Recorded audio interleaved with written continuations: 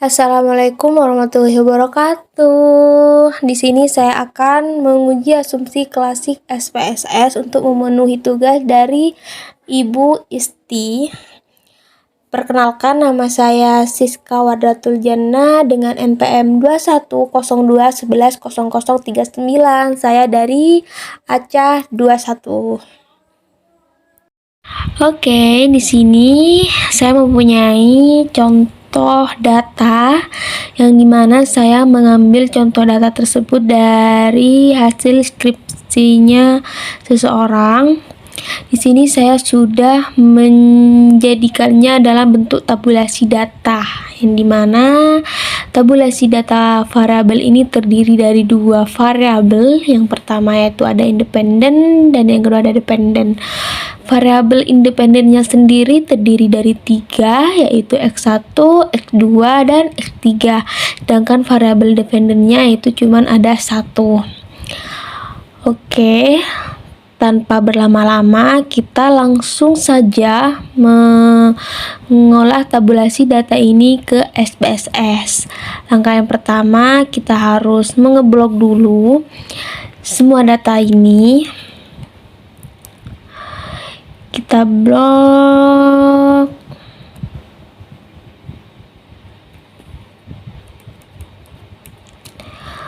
Oke, habis diblok, copy kita ke SPSS, dan di sini jangan sampai lupa kita harus ke data view. Lalu di sini kita paste. Oke, udah dipaste semua. Kita beralih ke variabel view yang ada di sini, ada di bawah. Habis itu kita ubah nama di sini, kita ubah ke X1.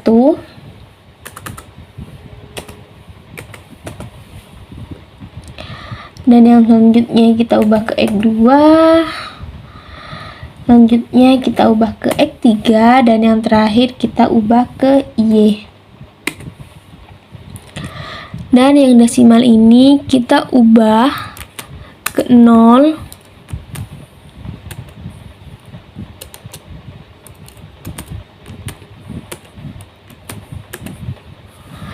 Dan di label ini kita kasih nama X1 itu apa. Di sini oke, X1-nya itu KA, X2-nya RSK, dan X3-nya itu CCR. Kita tulis, kita ketik di sini KA,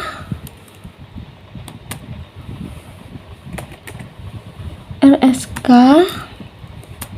dan yang ketiga CCR, yang terakhir yang IY itu take avoidance, kita singkat saja menjadi TA.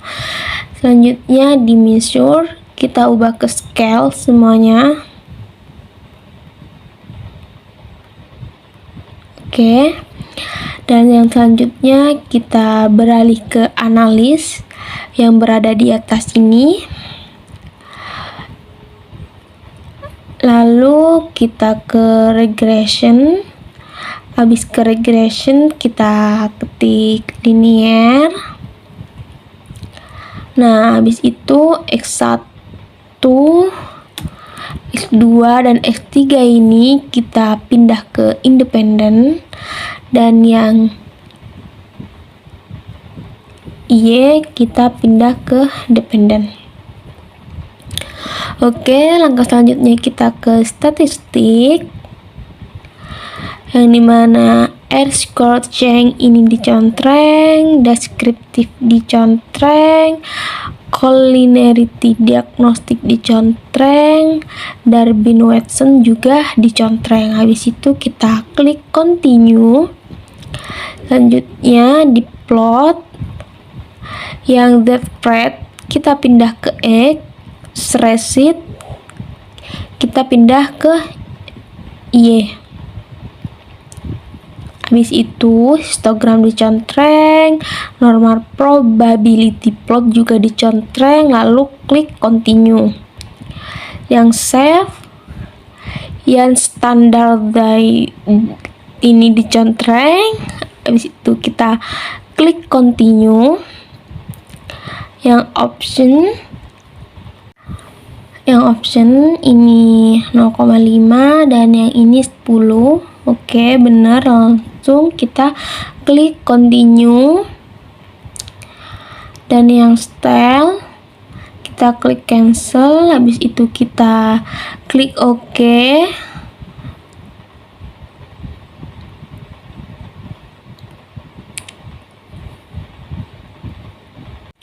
Oke, ini udah terlihat output dari SPSS-nya. Itu, dan langkah selanjutnya kita akan menguji normalitas. Kita mau melihat data tersebut normal atau tidak, dan langkah yang perlu kita lakukan yaitu kita ke analis. Habis itu kita ke non parametric test, lalu kita ke legacy dialog, dan kita ke satu sampel KS.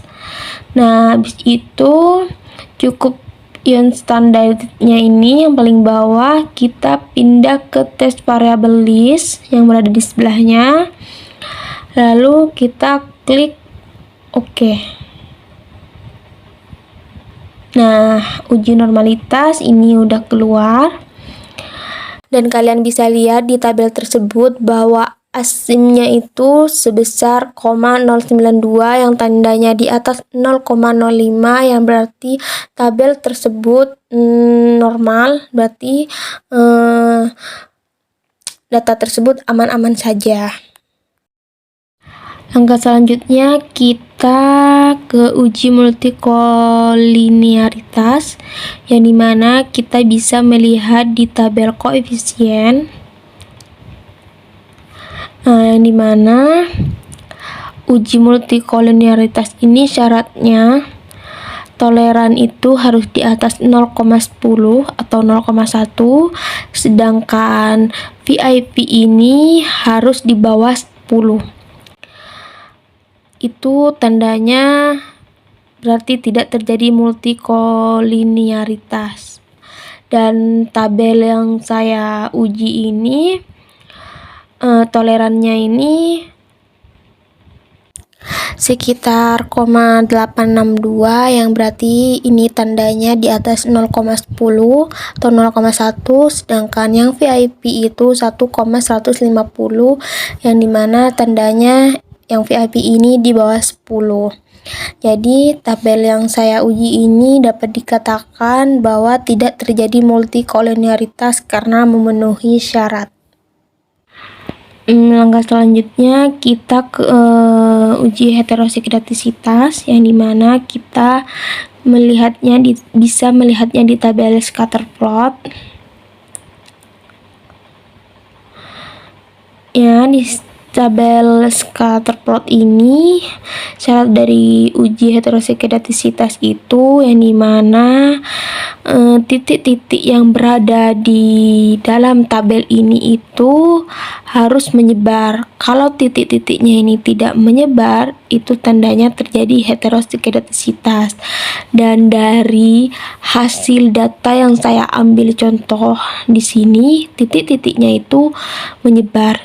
Jadi tandanya data yang saya uji ini tidak terjadi heterosikratisitas, dan kalian tidak hanya bisa melihat dari tabel scatter plot saja, kalian bisa melihat dari tabel ini normal plot of regression, bahwa titik-titiknya ini mengikuti garis, dan kalian juga bisa melihatnya di tabel histogram, yang dimana garis-garis ini membentuk lembah gunung.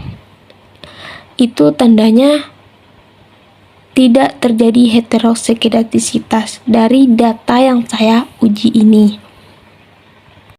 Baik, langkah selanjutnya yaitu uji autokolerasi yang berada di tabel summary. Di tabel ini, dan syarat dari uji autokolerasi itu D harus lebih besar dari DU dan D harus lebih kecil dari 4DU, dan D sendiri itu yaitu Darwin-Watson yang dimana jumlahnya sekitar 0,136. Langkah selanjutnya yaitu uji F yang dimana kita bisa melihatnya di tabel ANOVA ini. Kita bisa melihat di SIG bahwa SIG ini sebesar 0,049 dan syarat dari uji F signifikansinya itu harus kurang dari 0,5, sedangkan SIG dari contoh tabel yang saya miliki ini SIG-nya itu lebih kecil dari 0,05 yang berarti menunjukkan bahwa setiap variabel independen secara bersama-sama berpengaruh signifikan terhadap Y. Jadi data yang saya uji ini sangat berpengaruh terhadap variabel Y. Baik, langkah selanjutnya yaitu uji T. Kita bisa melihatnya di tabel koefisien ini. Syarat dari uji T ini jika lebih besar dari 0,05 tandanya tidak berpengaruh terhadap variabel Y. Namun sebaliknya, jika lebih kecil dari 0,05 itu tandanya punya pengaruh terhadap variabel Y. Jadi bisa dilihat dari jadi bisa dilihat dari nilai SIG-nya ini bahwa yang X1 ini 0,227 yang berarti tandanya lebih besar dari 0,5 yang dimana tidak berpengaruh terhadap variabel Y. Dan yang kedua yang X2 yaitu 0,012 yang dimana lebih kecil dari 0,05, berarti yang X2 ini punya pengaruh terhadap variabel Y. Sedangkan yang X3 nilai SIG-nya yaitu 0,355 yang tandanya lebih besar dari 0,05, jadi tidak berpengaruh terhadap variabel Y. Oke, mungkin hanya itu saja yang dapat saya sampaikan. Kurang lebihnya saya mohon maaf. Wassalamualaikum warahmatullahi wabarakatuh.